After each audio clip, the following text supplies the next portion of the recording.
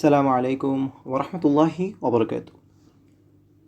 প্রিয় আলিম শ্রেণীর শিক্ষার্থীবৃন্দ, আজকে আমরা ইসলাম ইতিহাসের প্রথম অধ্যায়ের দ্বিতীয় পরিচ্ছেদ জাহিলি যুগের বিবরণী সম্পর্কে জানব। আজকে আমাদের এই পরিচ্ছেদের মধ্যে আলোচনা করা হবে আইয়ামে জাহিলিয়া কাকে বলে এবং ওই সময়ের রাজনৈতিক, অর্থনৈতিক এবং সামাজিক অবস্থা কেমন ছিল এবং এছাড়াও ধর্মীয় অবস্থা কেমন ছিল। আমরা সর্বপ্রথম জানব আইয়ামে জাহিলিয়া কাহাকে বলে, আইয়ামে জাহিলিয়ার পরিচয় সম্পর্কে। আইয়ামে জাহিলিয়া শব্দের অর্থ হচ্ছে তমসা বা অন্ধকার যুগ। আর আইয়ামে জাহিলিয়ার যে সময় বা ব্যক্তি, এ ব্যাপারে এক একজন ঐতিহাসিক এক একটি মতবাদ গ্রহণ করেছে। ঐতিহাসিক ডক্টর নিকোলসন তিনি বলেছেন, ইসলামের আবির্ভাবের পূর্ববর্তী এক শতাব্দী কালকে আইয়ামে জাহিলিয়া বলে অভিহিত করেছেন। দ্বিতীয়ত, ঐতিহাসিক ময়ির বলেন, ঈসা আলাইহিস সালাম ও মুহাম্মদ সাল্লাল্লাহু আলাইহি ওয়াসাল্লামের মধ্যবর্তী যে সময়টা ছিল তাকে আইয়ামে জাহিলিয়া বলেন। এবং ডক্টর এস.এম. ইমাদুদ্দিনের মতে হজরত মুহাম্মদ সাল্লাল্লাহু আলাইহি ওয়াসাল্লামের জন্মের পূর্বে 610 খ্রিস্টাব্দ পর্যন্ত এক শতাব্দীকালকে আইয়ামে জাহিলিয়া বলে। এখানে তিনটি মত দেওয়া হয়েছে, তোমরা এই তিনটি মত ভালো করে শিখে নিবে, কেননা এই তিনটি মত থেকে তোমাদের এমসিকিউ প্রশ্ন আসবে। দ্বিতীয়ত, আমরা জানতে পারবো আইয়ামে জাহিলিয়াতে সামাজিক অবস্থা কেমন ছিল। ওই সময় মদ, জুয়া ও নারী এ তিন ছিল আরবের নিত্য ব্যবহার্য বস্তু এবং তৎকালীন আরবে 4 ধরনের বিবাহ ব্যবস্থার প্রচলন ছিল। এছাড়াও ওই সময়ের সামাজিক অবস্থা অত্যন্ত করুণ ছিল। ওই সময় মেয়েদেরকে তারা উত্তরাধিকার হিসেবে কবুল করতো না। তাছাড়াও তারা মেয়ে হওয়ার লজ্জায় মেয়েদেরকে জীবন্ত কবর দিয়ে দিত। জাহিলিয়া যুগের রাজনৈতিক অবস্থা। ওই সময়ের রাজনৈতিক অবস্থাতে কোনো কেন্দ্রীয় সরকার ছিল না, বরং ছিল গোত্রতান্ত্রিক ব্যবস্থা।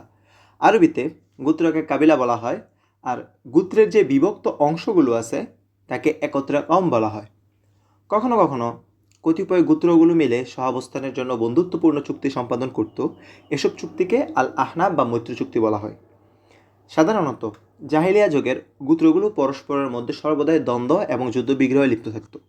কিন্তু যখন তারা 2টি গোত্র বা 3টি গোত্র একই স্থানে বসবাস করতে বাধ্য হয়ে যেত, তখন তারা নিজেদের মধ্যে কোনো রকমের দ্বন্দ্ব করবে না বলে বন্ধুত্বপূর্ণ একটি চুক্তি সম্পাদন করত, যেটিকে আল আহনাফ বা মৈত্রী চুক্তি বলা হয়। এছাড়াও ওই সময় গোত্রীয় কলহ ও যুদ্ধ ব্যাপক হারে ছিল। তারা ছোট থেকে ছোট বিষয় নিয়েও অনেক বড় বড় যুদ্ধ বিগ্রহে লিপ্ত হয়ে যেত। কেন্দ্রীয় সরকার না থাকার কারণে ওই সময় নির্দিষ্ট কোনো সংবিধান ছিল না। জাহিলিয়া যুগে সংবিধানের অভাব ছিল।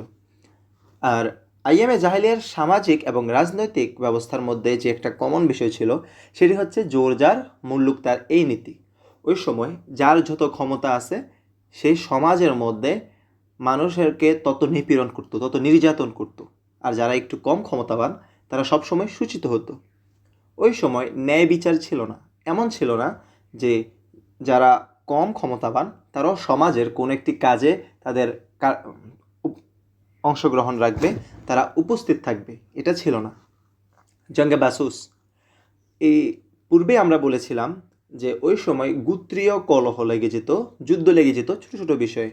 যেমন জঙ্গে বাসুস সম্পর্কে যেটা জানা যায় যে ওই সময় একটা ওটকে কেন্দ্র করে তাদের 2টি গোত্রের মধ্যে এমন একটি যুদ্ধ সংঘটিত হয়ে যায় যে যুদ্ধ প্রায় 40 বছর পর্যন্ত চলতে থাকে। এছাড়াও রয়েছে জঙ্গে দাহেজ, খুন কা বদলা খুন। ওই সময় প্রসিদ্ধ একটি নীতি ছিল যে খুন কা বদলা খুন এবং অঙ্গের বদলা অঙ্গ সর্বজন স্বীকৃত আইন ছিল স্বগোত্রীয় সদস্যের বিবাদ মীমাংসায়। মক্কার প্রশাসনিক ব্যবস্থা। মক্কার প্রশাসনিক ব্যবস্থাকে 5 ভাগে বিভক্ত করেছিলেন আব্দুদ্দার। তিনি প্রথমে বলেছিলেন যে হিজাবা হচ্ছে কাবাঘর আবৃতকরণ। দ্বিতীয় রয়েছে সেকায়া, জমজমের কূপ থেকে হাজিদের পানি বিতরণ। তৃতীয়ত হচ্ছে রিফাদা, হজ পালনকারী লোকদের পবিত্র নগরীতে সাদর সম্ভাষণ জানাতো এই রিফাদা যে সকল প্রশাসনিক লোক ছিল। নাদোয়া, তারা হচ্ছে কার্যকরী কমিটির সদস্যপদ, তথা নাদোয়াতে যারা ছিল তারা সম্পূর্ণ শহরটাকে তারা পরিচালনা করত।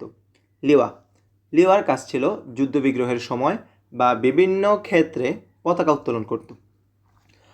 ওই সময় আরবের একটি মন্ত্রণা পরিষদ ছিল যার নাম ছিল দারুন নাদোয়া, যেখানে বসে অভিজাতবর্গ যে কোনো সমস্যা নিয়ে আলোচনা করত।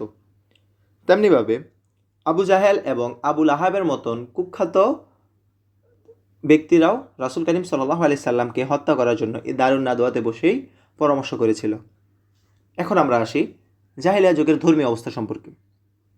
প্রথমেই বলে নেই, জাহেলিয়া যুগের মধ্যে অধিকাংশ লোকেই তারা আল্লাহ তাআলাকে মানত না, তারা মুশরিক ছিল। এবং ওই সময়েও আল্লাহ তাআলার কিছু প্রিয় বান্দা ছিল যারা আল্লাহকে বিশ্বাস করত, তাদেরকে বলা হয়েছে হানিফ সম্প্রদায়। ইসলামের আবির্ভাবের প্রায় 700 বছর পূর্বে হিমারীয় রাজা আবু কাদির আসাদ দক্ষিণ আরবে ইহুদি ধর্ম প্রবর্তন করেন, যার ফলে ওই সময় আরবে অনেক বেশি ইহুদি ছিল। আর ওই সময়ের খ্রিস্টানরা একত্ববাদের পরিবর্তে তারা তৃত্ববাদে বিশ্বাসী হয়ে পড়ে। এবং তৃত্ববাদ কি? তৃত্ববাদ হচ্ছে তারা মারিয়াম আলাইসাল্লামকে আল্লাহ তাআলার স্ত্রী মনে করত, ঈসা আলাইসাল্লামকে আল্লাহর পুত্র মনে করত এবং আল্লাহ সহ 3 স্রষ্টাই বিশ্বাস শুরু করে দেয়। নাউজুবিল্লাহ। ওই সময় পৌত্তলিকতা বা মূর্তি পূজা ছিল সবচাইতে চরম পর্যায়ের কুফরি। ওই সময়ের বেশিরভাগ লোকই তারা পৌত্তলিকতা বা মূর্তি পূজায় লিপ্ত ছিল। আরবরা কাবাগৃহে বিভিন্ন গোত্রের পূজ্য 360টি মূর্তির স্থাপন করে সেগুলোর পূজা করত। লাত, মানাত, ইয়াগুস, নাসর ও ছিল অন্যতম প্রধান মূর্তি। মূর্তিগুলোকে তারা আল্লাহ তাআলার কন্যা মনে করত এবং এছাড়াও তারা এই মূর্তিগুলোর জন্য তারা সব সময় কাবাগরের চারদিকে পাহারা রাখত এবং এই মূর্তিগুলোকে তারা নিজেদের ভাগ্যের দেবতা মনে করত। এর মধ্যে একটি মূর্তি ছিল হুবল, যা ছিল মানুষ আকৃতির।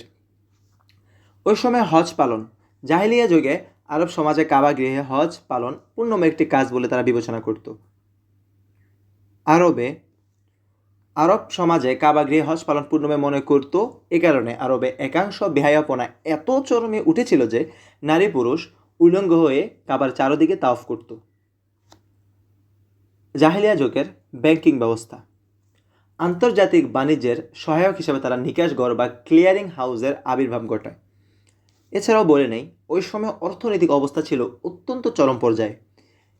তাদের কন্ডিশন বা তাদের অবস্থা এত খারাপ ছিল যে ওই সময়ে এক শ্রেণীর ইহুদি সম্প্রদায় তারা দরিদ্র এবং কৃষক শ্রেণীর লোকদেরকে ঋণ দিত এবং এই ঋণের মাত্রাটা এমন ছিল যে তারা 100 এমনকি 200% সুদেও তারা ঋণ দিত। সাংস্কৃতিক অবস্থা, বিখ্যাত পণ্ডিত আল হাকিমের রচনায় আরবি বাক্য সংগৃহীত ও সংরক্ষিত হয়েছিল। সৌন্দর্য তার জিহ্বায়, বাচনশীলতার মধ্যে নিহত ছিল। এছাড়াও সাংস্কৃতিক অবস্থা ওই সময় কেমন ছিল তা আমরা বুঝতে পারি আরব কবিদের লিখনির মাধ্যমে। তার মধ্যে বিখ্যাত 7টি কবিতা ছিল যাকে তারা বলতো সাবা মুআল্লাকা। আর ওই সাবা মুআল্লাকার কবিগণ ছিলেন আরবের বিখ্যাত কবি। তাদের মধ্যে অন্যতম হচ্ছে ইমরুল কায়েস। একটি কথা বলা হয় যে বুদ্ধিমত্তা 3টি বস্তুর উপর আপতিত হয়েছে: ফরাসিদের মগজে, চীনাদের হস্তে ও আরবদের জিহ্বায়। আর এর মানে হচ্ছে যে আরবিরা অত্যন্ত বাকপটু ছিল। তাদের কথা মানুষের মন আকৃষ্ট করে নিত।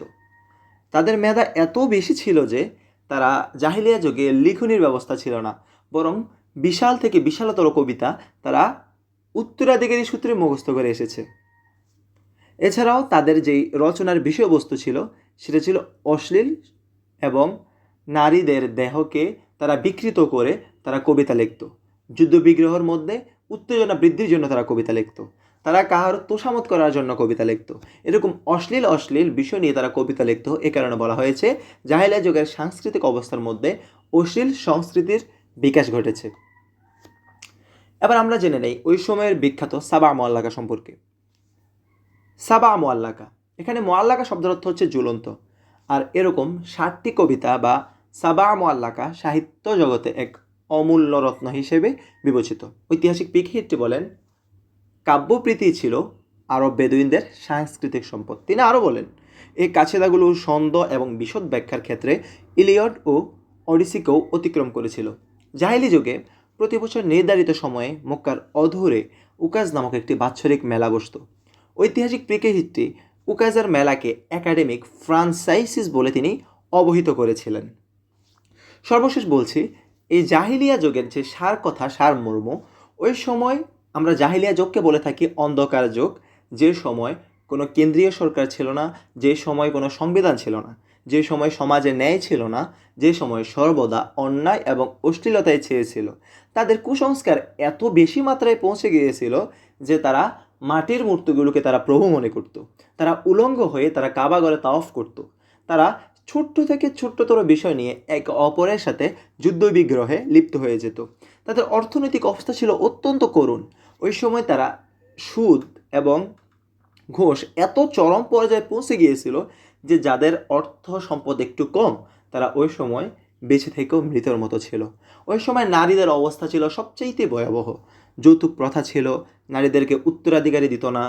কোনো ব্যক্তির যদি কন্যা সন্তান জন্মগ্রহণ করত, তাহলে তারা ওই কন্যা সন্তানকে লালন পালনের ভয়ে, সমাজে কীভাবে মুখ দেখাবে এই ভয়ে তারা কন্যা সন্তানকে জীবন্ত কবর দিয়ে দিত। ওই সময় মদ্যপান ছিল তাদের দৈনন্দিন জীবনের একটি ব্যবহার্য বস্তু। এই কারণে এই সকল সামগ্রিক বিষয়টা যদি তুমি মাথায় রাখতে পারো, তাহলে জাহেলিয়াত যুগ সম্পর্কে তোমার একটি ভালো ধারণা হবেই। তার পাশাপাশি যখন সৃজনশীল দেখবে, যে বলা হবে এমন একটি যুগ ছিল যেই যুগে মানুষ অত্যন্ত চরম পর্যায়ে পৌঁছে গিয়েছিল, নারীদের কোনো অধিকার ছিল না, নারীদের স্বাধীনতা ছিল না, তাহলে তুমি বুঝে নেবে যে তোমাকে এই প্রশ্নে আইএমএ জাহিলিয়া সম্পর্কে বলা হয়েছে। তো সম্মানিত শিক্ষার্থীবৃন্দ, আজকে আমাদের ক্লাস এই পর্যন্তই। দেখা হচ্ছে অন্য কোনো ক্লাসে। আসসালামু আলাইকুম ওয়া রাহমাতুল্লাহি ওয়া বারাকাতুহু।